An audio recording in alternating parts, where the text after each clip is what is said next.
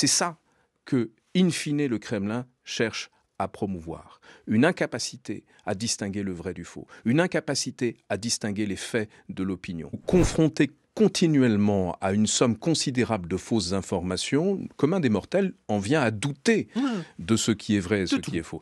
Et c'est une stratégie qui a été élaborée par Andropov lorsqu'il dirigeait le KGB et qui est aujourd'hui pleinement assumée par Dmitri Medvedev. Je cite ce qu'il a publié en juin 2024 sur son compte Telegram, parlant de nous. Européens, occidentaux. Transformons leur vie en un cauchemar permanent pour qu'ils ne puissent plus distinguer la fiction sauvage des réalités quotidiennes.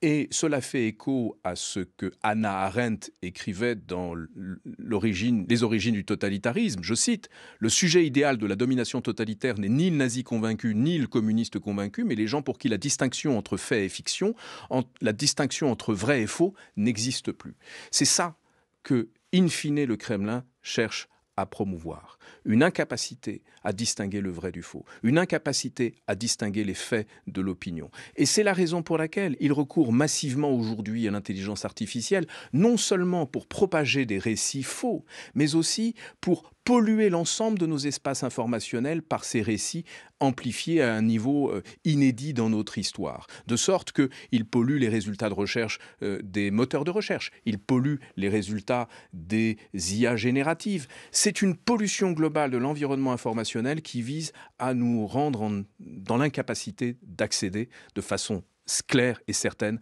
à des faits vérifiés. Nous étions dans le contexte de la préparation des Jeux Olympiques et le Kremlin cherchait à affaiblir l'image de la France en amont des Jeux. Et c'est la raison pour laquelle, aussitôt qu'ils ont vu ces articles de presse relatifs à des punaises de lit dans Paris, ils se sont employés à en amplifier la portée, mais d'une manière qui produit des effets que l'on ne soupçonne pas.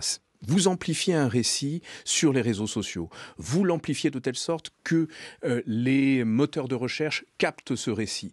Et vous donnez à voir ce récit comme étant un sujet d'intérêt pour la presse. C'est une forme de gouvernementalité algorithmique de la production de l'information qui a conduit à amplifier la perception de ce sujet. Ils appellent ça, les Russes, la réalité augmentée. Ils partent d'un fait authentique dont ils augmentent la perception.